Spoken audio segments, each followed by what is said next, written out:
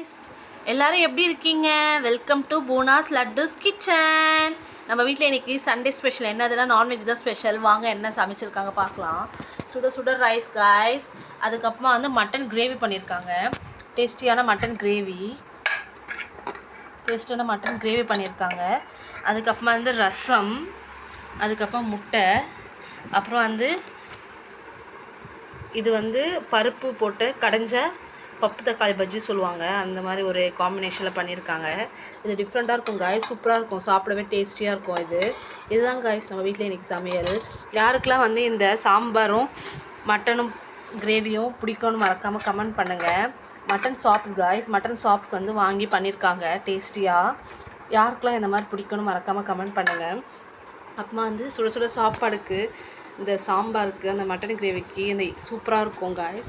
இதுதான் காய்ஸ் நம்ம வீட்டில் எனக்கு சண்டே ஸ்பெஷல். எல்லோரும் வீட்டில் சண்டே ஸ்பெஷல் என்னன்னு மறக்காமல் கமெண்ட் பண்ணுங்கள். Bye guys, have a nice day. Bye, happy Sunday guys. Spread positivity. Next வீடியோவில் பார்க்கலாம். பாய்.